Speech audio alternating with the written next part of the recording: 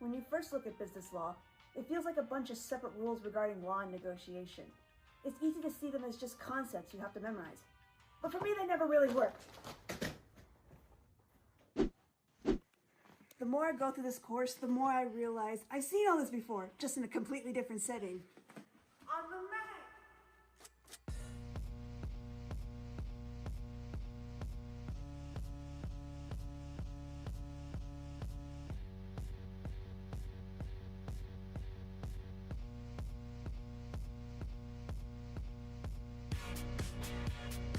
In Jujitsu, every role forces you to make decisions. You choose your system, you decide who you trust, you adjust to the person in front of you, and you deal with the consequences of every move you make. And that's exactly what I started noticing in business law. So instead of listing what I just learned, I want to walk you through it in a different way using Jujitsu as a lens. In business, you have to choose your structure, and that starts with business entities. Focusing on corporations for this topic, there are two main types. C corporations, which allows for unlimited shareholders and are taxed twice, and S corporations, which has limitations, like a maximum of 100 shareholders and requirements for US residency, but it benefits from pass-through taxation. In Jiu-Jitsu, it's like choosing between gi and no gi. Both are the same art, but the rules, strategies, and advantages change depending on what you choose. The gi gives you more grips and options, similar to how C corporations has more flexibility in raising capital. No gi is more limited, but streamlined, like an S corporation with fewer shareholders and simpler taxation. Once the structure is set, that brings us to the next question. Who are you building with? That brings us to partnerships. A partnership is when two or more people agree to run a business together. There are different types of partnerships, including limited partnership and limited liability partnership. But focusing on general partnership, everyone shares equal authority and unlimited liability. Everyone is responsible. This is like training partners. If there's no understanding or communication, things can go wrong real fast. But not everyone involved in your business is fully in the fight with you. That's where angel investors and board of directors come in. An angel investor is someone who provides capital to help grow a business, usually in exchange for ownership equity, but they don't take full control of daily operations. They believe in the potential of a business and support it from a distance. But as your business grows, decisions become more complex. Leadership at a higher level is created, creating the responsibility of the board. The board of directors has two main duties. The duty of loyalty, which means acting in good faith and avoiding self-dealing, putting the company's interests above personal gain, and the duty of care, which means making informed, thoughtful decisions, asking questions, and even bringing experts when necessary to guide those directions. This is like the people who support you on your jiu-jitsu journey. An angel investor is like a higher belt who believes in your potential. They invest their time or knowledge and invest in your growth. The board of directors is more like a coach. They guide you, they study what's happening, give informed advice, and help you make better decisions. They're not controlling every move, but they're responsible for making sure those moves are smart and well thought out. Now is where the fun begins. You're going to be working with people in real time and in real situations. And in business, you're going to be working in negotiations. A negotiation is the process of reaching an agreement between two or more parties. One concept we learned is positional bargaining, where each side takes a stance and argues for it. Negotiation follows 3 stages: analysis, planning, and discussion. In Jiu-Jitsu, this feels like the start of a roll. First, you're observing your opponent, how they move, what they're looking for. Then you start forming a plan based on what you see. And finally, you engage, adjusting in real time as you both react to each other. Now, this is where perception comes in, because negotiation isn't just about strategy, it's about people as well. You want to understand how they see the situation and their point of view. In Jiu-Jitsu, this is like sensitivity. Good grapplers don't just rely on strength, they feel movement, pressure, and intention. This skill allows you to think like your opponent, anticipating what they're going to do before your opponent even thinks about doing it. But If you misread your opponent, you get caught. And if you let your frustration take over, you make mistakes. The same applies in negotiation. You have to understand your own emotions, understand the person's perspective in the situation, and also learn to control under pressure.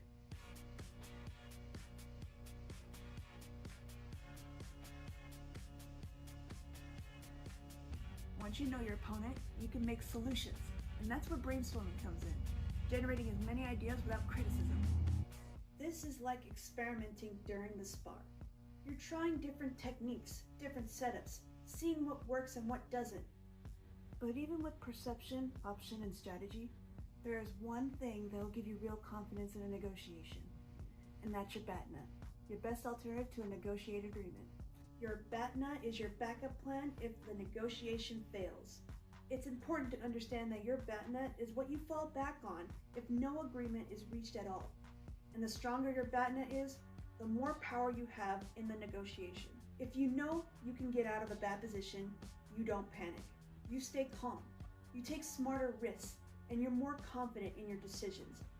And once you have that level of confidence, when you know you can handle the pressure and still have a way out, you start to see how these decisions play out in real situations, especially when things don't go as planned. But even if you do everything right, sometimes in situations, actions cross the line, and that's where intentional torts come in. Intentional torts are wrongful acts done on purpose that can lead to legal consequences. These include things like battery, false imprisonment, intentional infliction of emotional distress, or defamation. In these cases, the focus isn't just on what happened, but on the fact that it was intentional and that it caused harm. This is like using illegal or dangerous moves. Things like striking, slamming, or intentionally trying to injure your partner go against the rules and the culture of Jujitsu. Even if you gain something in the moment, the consequences are serious. You can hurt someone, damage your reputation, and lose the trust of everyone around you. Whether it's on the mat or in business, your actions don't just affect the outcome in the moment. They affect how people see you moving forward. And that brings us to the biggest takeaway I learned from this course. Relationships are everything. In business, relationships determine whether people want to work with you again. You can win a negotiation, build a strong BATNA, or make the right legal decision. But if you burn relationships along the way, you lose long-term opportunities. Reputation becomes its own kind of currency. In Jiu-Jitsu, it's the same thing.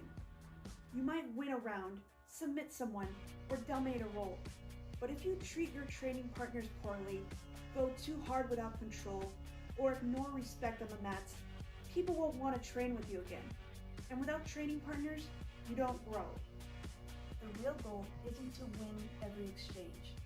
It's to build trust over time, to learn and grow together. When I step back and look at all of this, what I realize is pretty simple. Everything about this course isn't just a set of rules, and Jiu-Jitsu isn't just a set of techniques. They're both systems for dealing with pressure, adapting, making decisions, and understanding consequences when things get real. And looking back on my own experience in this course, what stood out to me the most is how quickly these concepts stopped feeling theoretical. It changed the way I think about structure, responsibility, and how people interact in high-stakes situations. In Jiu-Jitsu, you don't remember every single move. You remember principles. Stay balanced, protect your position, don't risk yourself unnecessarily. Learn to engage, learn to reset. In business, it's the same thing.